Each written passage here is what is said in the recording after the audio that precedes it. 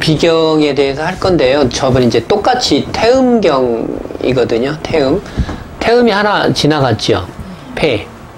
폐의 태음하고 비의 태음하고가 이제 두 가지 태음경이 있는데, 폐는 선천을 다스리는 거고 비는 후천을 다스리는 거고. 근데 이제 이게 그냥 우리는 체질론적으로 그냥 나눠서 폐는 태음인 거고 비는 소음인 거다 이렇게 그냥 집약시켜서 얘기를 해요. 그래서 의미는 같아요. 태음이라고 하는 게 저번에 강의할 때도 폐를 할 때도 얘기를 했는데, 습이 있어야지 어떤 연결이, 기가 흐르는 연결 단자가 된다고 그랬잖아요. 그러니까 인체에서 기를 연결을 하려면 인체 플루이드나 체액 같은 거가 있어야지 이렇게 습을 연결해 줄 수가 있어요. 우리가 쓰는 이 전기도 전선이라는 매개체를 통해 가지고 우리가 전기를 이렇게 오잖아요. 사람 몸에서 기를 돌리기 위해서는 습이 있어야 된 드리즐, D야 B야. 그래서 그런 것처럼 어떤 습이 바탕이 돼야지 인체의 기가 흘러나가는데, 오늘 하는 비경은 소음인 쪽에 이렇게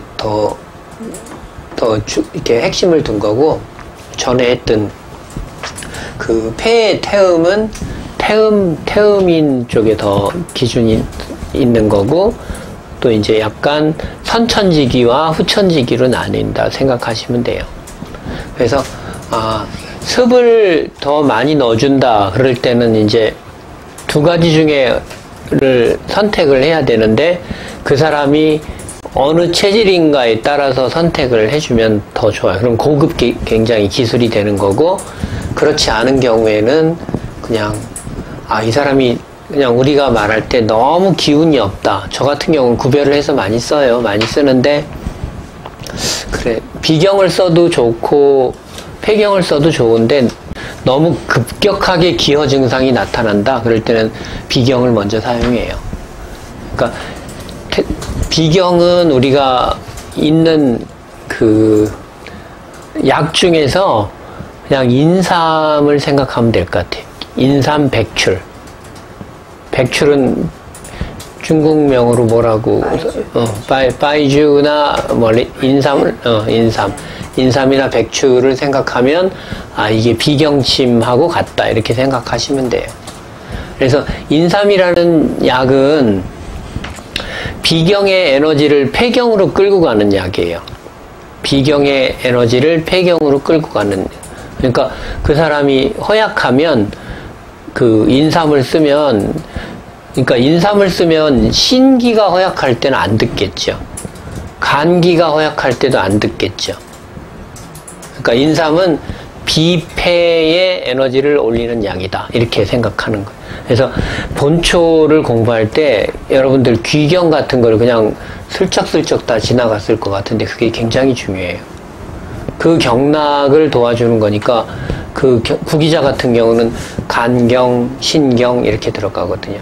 그런 것처럼 비경의 에너지를 올려주는 게 인삼. 그러니까 그런 의미에서 이제 허브 시험을 볼 때는 그냥 시험을 패스해야 되니까 그냥 패스하는 걸로 보는 거고, 임상에서 쓸 때는 그거를 보면은 훨씬 더 도움이 될 거예요.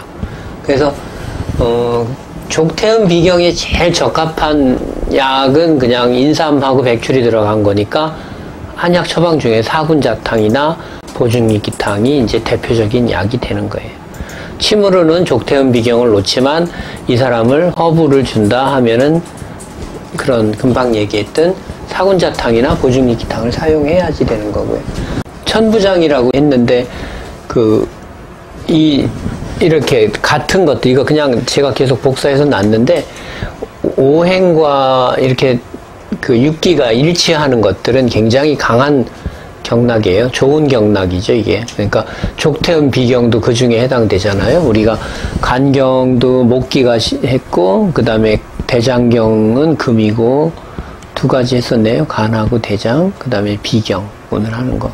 그래서 이 태음이라는 의미 안에 습토라는 게 저장돼 있으니까, 이거를 여러분들이 이제 나중에 공부할 때는 태음, 습토 이렇게 외우시면 좋아요. 거름, 풍목, 소음, 군화, 소양, 상화, 태음, 습토, 태양, 한수, 양명, 조금. 그게 이제 육기 공부할 때 있는 건데요. 그 태양은 한수, 태양은 한수. 그 다음에 적으세요. 태양은 한수. 그거 못 외울 것 같으니까. 태양은 한수니까, 한수라는 말은 차란자 물수자를 써서 굉장히 차가운 걸 말해요. 그럼 태양경이 우리 족태양 방광경이 있고 수태양 소장경이 있잖아요. 태양자가 들어가는 거는 굉장히 찬 경락인 거. 이거 내가 초반에다 항상 해요. 할 때마다. 그 다음에 태양 다음에 두 번째 내려가는 건 이제 양명이 있겠죠. 양명은 조금. 양명은 조금인데 이제 그건 말린다는 뜻이고 대장경에서 했잖아요. 수양명 대장경하고 족양명 위경이 여기에 해당되는 거. 그러니까 말리는 경락들. 그 다음에 태양, 양명, 그 다음에 소양. 소양은 상화. 화의 경락이죠. 소양은 상화. 삼초경하고 족소양, 담경이 있네요. 상화의 경락. 그럼 이제 양경은 그렇게 세 개가 있고, 그 다음에 음경에선 태음은 오늘 하는 태음 습토, 그 다음에 소음 다음에 소음이 있죠. 소음은 군화. 소음 경락은 신경하고 심경 두 가지가 있고, 그 다음에 거름 경락이 있죠. 거름은 풍목, 족거름 간경하고 수거름 심포경하고. 그래서 이게 항상 얘기하는 거, 오행은 변하지 않고 육기는 변화한다. 그래서 육기의 그 양에 따라서 그 경락에 허하고 실하고 강하고 약하고 같은 말이죠. 그러니까 강하고 약하고를 결정짓는 거죠. 오늘 하는 거에 족태음 비경인데 토라는 그릇 안에 태음 습토의 에너지가 달려 있어서 이 사람은 선천적으로 기의 양이 충실하다. 그러면은 태음 습토가 많다. 소음인인데도 그런 사람들이 있거든요. 근데 소음인인데도 태음 습토가 컵의 3분의 1밖에 안 돼가지고 그 에너지를 갖고 평생 살아야 되는 사람들은 항상 한의원이나 병원을 끼고 살게 되죠.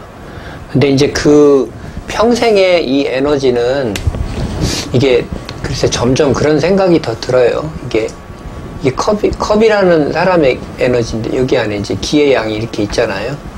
근데 이 에너지 레벨이 보약이나 침이나 뭐 이런 걸 한다고 이만큼 가는 건 아닌 것 같아요.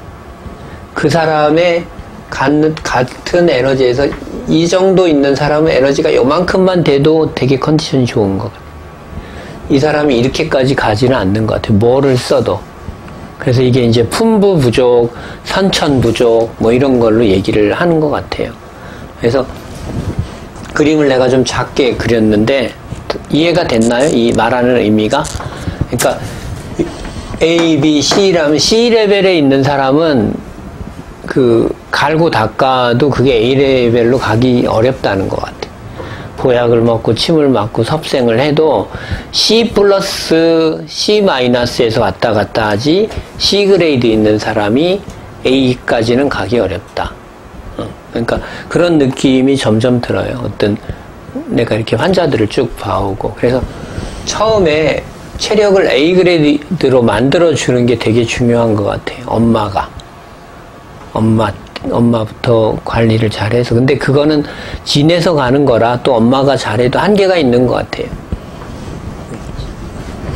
그래서 이제 그런 육기와 오행의 그런 상관관계가 이렇게 있고요. 그렇고, 그래서 이제 강의는 뭐 맨날 하는 대로 이런 순서로 할 거고, 그래서 이제 족태음 비경은 여기 얘기한 천부장이고, 토기이고, 뭐, 이 강의하는 중간중간에 잘 모르겠거나 그런 거 있으면 그때그때 물어보세요. 나중에 물어보지 말고. 그게 더 나으니까 끊어도 돼요. 시간이 많아서. 그 다음에 이제 아까 선천을 다스리는 폐경하고 후천을 다스리는 비경으로 있는데, 비에서만, 이건 뭐 다 이제 생리를 다 배웠지만, 기를 폐경으로 해서 전신에 퍼지게 한다. 체질적 관점에서는 폐는 태양인하고 태음인의 관계가 많고 비경은 소음인하고 소양인하고 관련이 많다. 이제 오늘 강의가 비경이 소양인이라고 하는 체질에서 굉장히 중요해요. 소음인에도 중요하고. 그래서 비경이 약한 사람은 소음인으로 보는 거고